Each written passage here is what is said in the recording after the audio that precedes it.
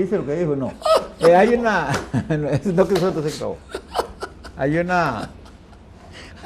bueno, tal vez a veces es necesario llamar la atención de los oyentes sobre la dinámica de este programa, porque es lógico que lo que se conversa en uno genere una continuación, digamos, en otro, en uno que se transmite posteriormente.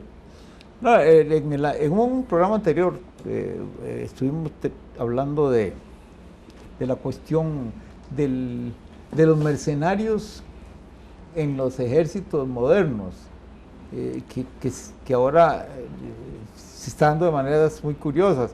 Y efectivamente, la definición del mercenario ahora tendría que ser examinada. Soldados de fortuna, así se decía. Sí, pero sí. Fíjate que el caso más viejo y que es clásico es aquel de la Anabasis, ¿verdad? Los 10.000 griegos que en una época de crisis económica en Grecia se dejaron reclutar por los persas y que luego por un problema interno de Persia quedaron abandonados allá arriba y tuvieron que abrirse paso para regresar a Grecia. Pues dirigido por Jenofonte, ¿verdad? Sí, claro. Entonces uno dice, bueno, ahí era una nacionalidad que se identificaba como a veces identificaron y no con poca razón a los suizos en una época, ¿verdad? Que era normal que se contrataran mercenarios suizos porque eran buenos guerreros, simplemente eran disciplinados y tenían unas características. Pero en la actualidad lo que se está dando es una diversificación de las clases de mercenarios. Hablábamos de las empresas que tienen esos ejércitos y son subcontratadas por el gobierno de Estados Unidos. Eso más o menos está claro. Pero hay otros que son grupos supuestamente políticos a los que se les suministra todo, hasta la comida y la paga de los combatientes, y los convierten en combatientes de un gobierno legítimo o no. Y eso se está viendo en Siria. Nadie entiende dónde, en algunos casos no se entiende dónde está el límite entre ISIS y un grupo que combate al gobierno sirio pagado por Estados Unidos. Sí, claro. Entonces, ahí hay un mercenariato ambiguo, ¿verdad? Incluso hay una acusación que hace Lavrov, el ministro ruso, de que se ha dado la situación de que gente que está bien armada para ese fin, de pronto encuentra que le va a ir mejor del otro lado y se van con todas las armas. Sí, claro. Entonces, hay una profesionalización totalmente mercenaria del mercenariato. Por supuesto, porque en materia de pagar un soldado y de tenerlo en buenas condiciones, y si se le ofrecen mejores condiciones del otro lado es igual. Porque la esencia de ellos es matar. No le importa si matar a A o matar a B. Sí, claro. Lo que les interesa es matar y que les paguen por matar a A o a B en cualquiera de los dos bandos. Y matar técnicamente. No, lo hacen profesionalmente. Claro, profesionalmente, sí. Ahora, expertos en eso. Claro. Eso está implícito en el deporte profesional en Occidente. Sí. Un futbolista o un beisbolista juega este año, este semestre con un equipo, y si le paga mejor otro, se va con otro. Sí, porque les han ido liberando los contratos, de paso, en ese sentido. Históricamente, las colonias seguro que no mandaban mercenarios. Ah, claro. Bien, por eso Inglaterra y Holanda fueron los progenitores de todo eso. Sí. Bueno, nosotros de cerca tuvimos una cosa parecida cuando Costa Rica se enfrentó a Walker. No tuvimos mercenarios. ¿Ah? Nosotros no tuvimos mercenarios. Nosotros no, pero ellos sí. Ellos sí, claro. El ejército de Walker. Eran mercenarios. Ahí venían de distintas nacionalidades. Claro, eran mercenarios. Sí, claro. Y ese era un caso donde Claro, no había posibilidades de que Juan Rafael Mora les dijera les pago más.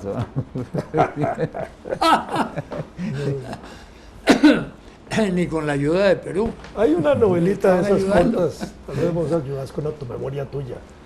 No recuerdo si es una que se llama Colmillo Blanco, una de esas. ¿Cómo? Colmillo Blanco. Ahorita no me acuerdo el autor, pero recuerdo que hay un pasaje en una taberna o en un bar donde se está comentando de la guerra de 1856 y del reclutamiento que se puede hacer. Pero es una novita, yo tengo el fragmento por ahí, lo voy a buscar. No me acuerdo. Porque es muy interesante, eso está documentado para Europa, pero están haciendo referencia a la guerra de 1856 en Centroamérica. Hay una investigación que ahora no recuerdo quién es la autora, qué fue, pero la tuve en mis manos porque yo la traduje para aquella publicación que hizo sobre la guerra de Haití. Sí. Lo que hacen, esa científica, ella es caribeña, no me acuerdo cuál de las islas. Ella investiga en Nueva Orleans, en una escuela de Luisiana, unos documentos que son las composiciones que hacían los niños negros para un curso, es decir, de primaria. Y entonces uno de los ejercicios consistió en redactar cartas, pero redactar cartas suponiéndose en una situación dada, los niños. Y hay un niño que redacta una carta dirigida por el hermano de él, a él. Y el hermano está en Nicaragua, es un negro que está en Nicaragua peleando al lado de William Walker, es muy interesante. Y entonces explica el hermano mayor que está en Nicaragua, le explica en la carta las condiciones en que está en Nicaragua y las cosas que puede hacer William Walker si no está satisfecho con el trabajo que están haciendo. Ajá. Y entonces, si no recuerdo mal, ahora lo tengo que buscar porque eso quedó en el texto bien, hay una especie de estímulo que le da el hermano mayor al niño para que se prepare para hacer algo parecido. Oíme, estando yo en El Salvador, un nicaragüense muy conocido, pero me reservo el nombre por una circunstancia que voy a explicar. Yo creo que el libro que me prestó sobre esta historia era de don Salvador Mendieta. No estoy seguro, pero estoy casi seguro que era el libro. En que, siendo nicaragüense, no solo el autor, sino la gente que publicó el libro y tal, tiene un capítulo que analiza lo de Walker, y dice, en Nicaragua ya lo habían hasta coronado en Granada a Walker, ya era el monarca, y en Nicaragua ya lo aceptaban. Si no es por la tropa de Costa Rica que llegó a votarlo, se queda en un reinado. Pero así, pero así que fue. lo diga un nicaragüense, Como, eso no lo dice. como cualquier rey misquito, ¿eh? Sí. Pero oíme, descarnadamente, y es cierto que lo coronaron en Granada. Eso es absolutamente cierto.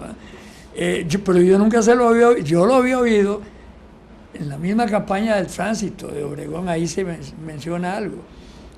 Pero no lo había oído de un nicaragüense. Y estoy seguro que era de don Salvador Mendieta. Pero que digan que ya lo habían aceptado, que ya era un hecho, es hasta cierto punto. Bueno, tiene que entenderse, su contingente mercenario europeo y gringo no era tan grande como para suponer que él podía hacer esa campaña sin un respaldo local.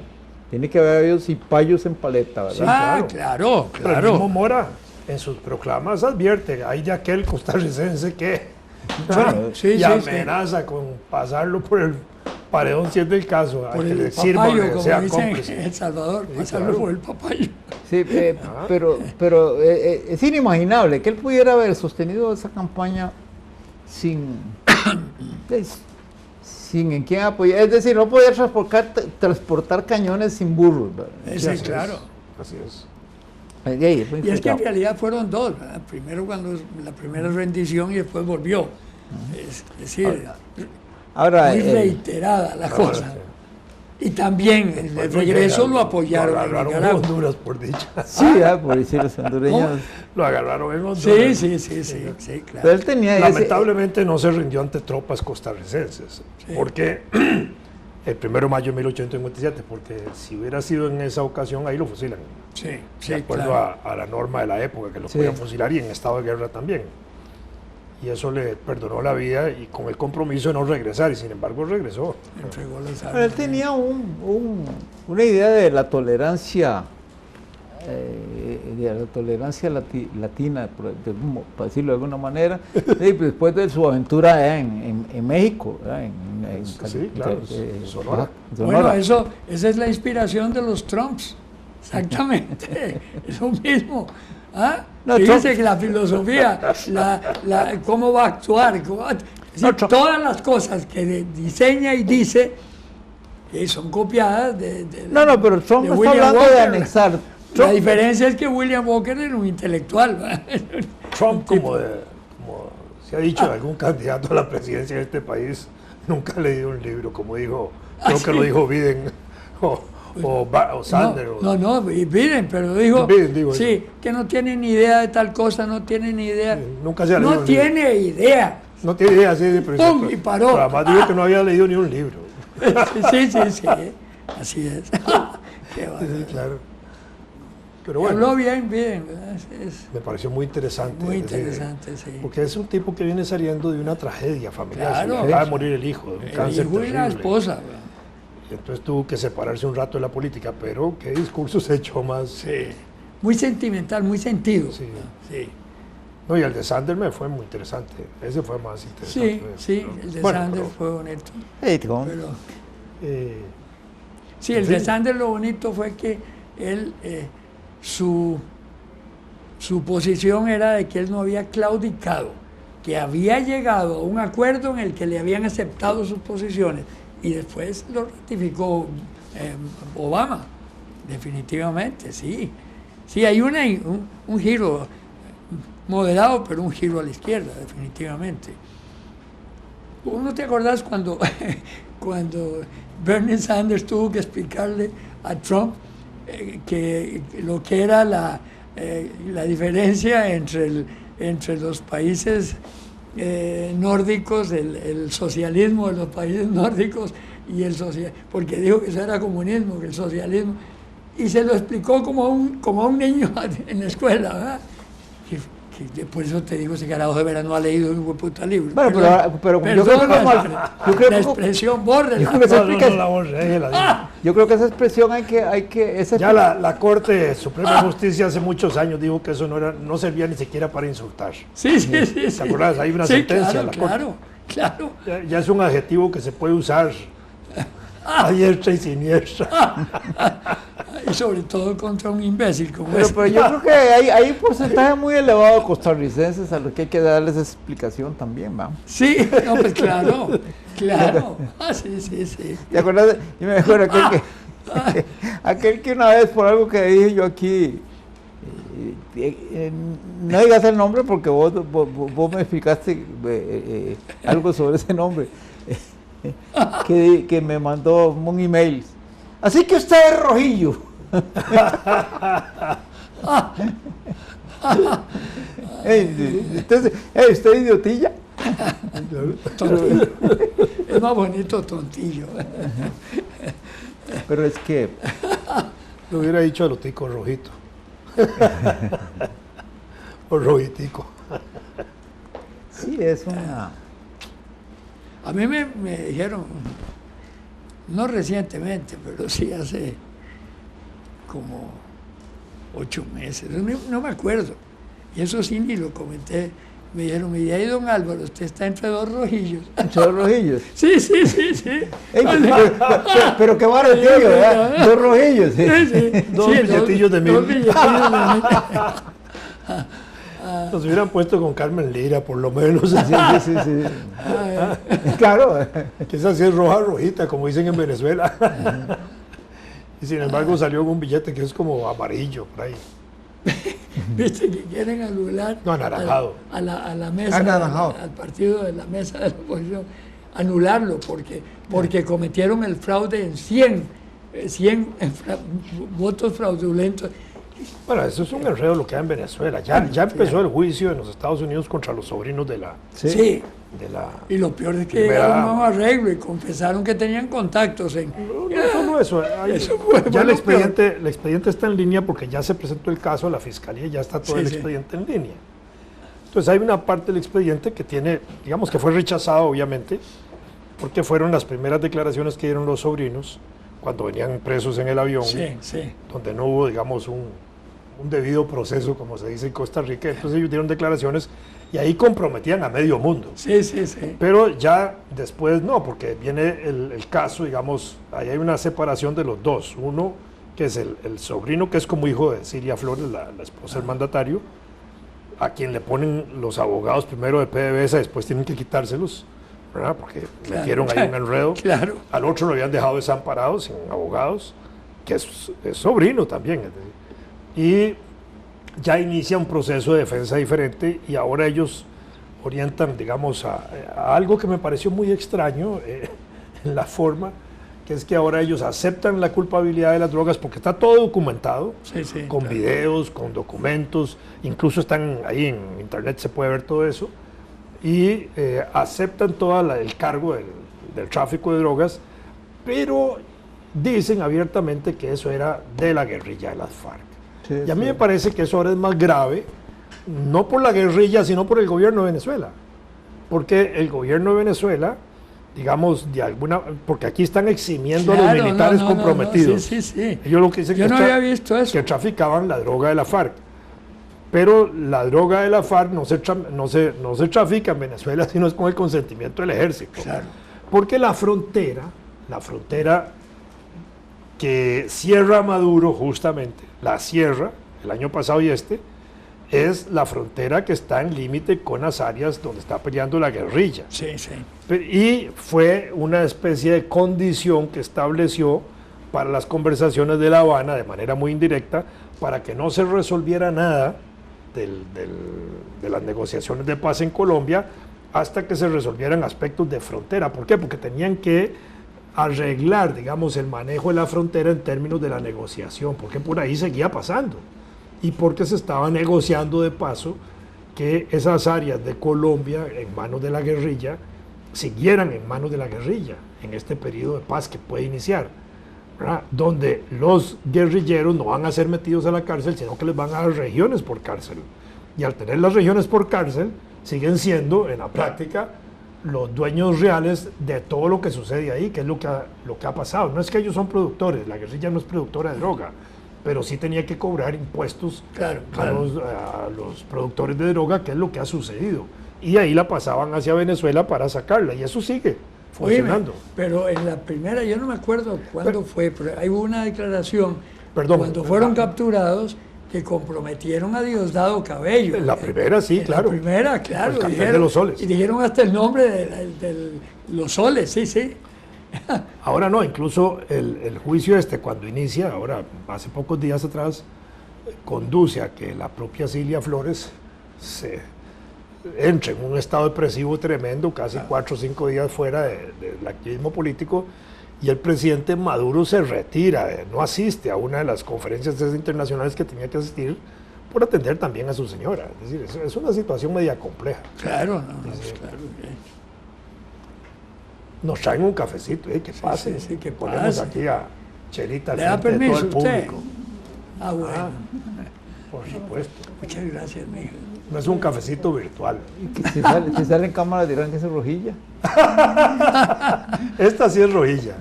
Sí, no, ya soy entre tres. Sí, claro. Cuando yo era estudiante, teníamos un periódico estudiantil que se llamaba Unidad, un periódico importante en la lucha estudiantil, porque fue un periódico que mantuvimos desde el año 67 hasta el año 72, 73. yo escribía una columna con seudónimo, que era comentarios cortos en son de darle palo a todo el mundo, que yo la firmaba Rojillo. Eso me hizo gracia cuando te dijeron Rojillo. Y no te digo el nombre, porque sí lo firma. Después, conversando así, Soto Boy, te voy a comentar el nombre. Yo ni le contesté. No, estupideces.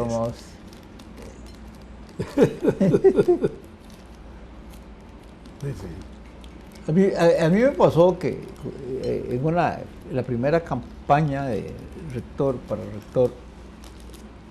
que había en San Ramón, carambas, que era el izquierdista así extremo, recalcitrante y majadero. Yo no voy a decir el nombre, pero él se va a acordar ahora que me oiga, si me oye. No me va a oír porque es alguien que trinaba. Pero y resulta que yo llegué a San Ramón, donde él funcionaba como profesor, a una mesa redonda de debate con el que era mi oponente, un compañero muy respetable. Y entonces estuvimos ahí la conversación y entonces de pronto se para este individuo y así con toda la concha. Con toda la concha al viento. Dice, bueno, explíquenos por qué usted abandonó la juventud del Partido Comunista. ¿Sí? No, entonces no, yo no me inmuté. Tan simple como decir nunca estuve ahí. Yo tuve que decirle, es muy triste tener que decirle a alguien que es un lengón. ¿Cuándo? Si esas cosas no son así, ¿verdad? Sí, pues usted me dice que yo fui miembro de la Asociación de Amigos de la Revolución Cubana al mismo tiempo que era miembro del directorio de la Juventud Liberacionista, claro. Es cierto. Sí, eso fue una cosa que se ventiló. También, es una cosa que se ventiló. Obregón y un montón de gente. Pero bueno, el asunto es que así lo dijo como que si él tuviera el certificado. Y siendo él, ¿verdad? Caramba, rarísima, ¿verdad? Pero bueno, ahí pasará siempre, ¿verdad? En la Facultad de Odontología también, cuando tuve un problema una vez ahí, hubo un grupo de profesores que aseguraban que yo había sido miembro del Partido Comunista Cubano. Entonces ahora sí que me la pusieron bien porque me hubiera encantado para ver para averiguar algo. A propósito de Julio Suñol fue diputado electo por el Partido Acción Democrática Popular, que es un grupo progresista, ¿sí? De izquierda, de comunistas ocultos también, que estaban ahí metidos, ¿verdad? Porque estaban ilegales. Salió electo diputado. Fue muy buen diputado, no siendo él comunista. Era un hombre progresista, amigo de la Revolución Cubana. En esos días publicó, él hace una visita a Cuba y publica un libro que se llama Cuba, una revolución alegre. Y cuando se hizo la conferencia de presidentes con Kennedy aquí, publicó otro libro crítico que se llamaba La Conferencia de Gavilanes. Ese no me acuerdo. Me acuerdo cuando fue a China que publicó otro sobre la bandera, no me acuerdo cómo era. Sí. Bueno, pero él mantuvo, digamos, una postura progresista muy, muy importante durante los primeros 3 años de su gestión. El 4º año de diputado ya se tranquilizó, se silenció y salió de diputado y empezó a trabajar en la Nación. Él entró con Obregón Valverde. Obregón no era diputado, era candidato a la presidencia. Candidato a la presidencia, sí. Pero con Lisima Covey Leiva, que fue uno de los candidatos. Sí, yo me acuerdo. Y uno de los grandes intelectuales de Costa Rica que lo acompañó en esa candidatura fue Vicente Sáenz. Nos estrella. Sí, que ya basta.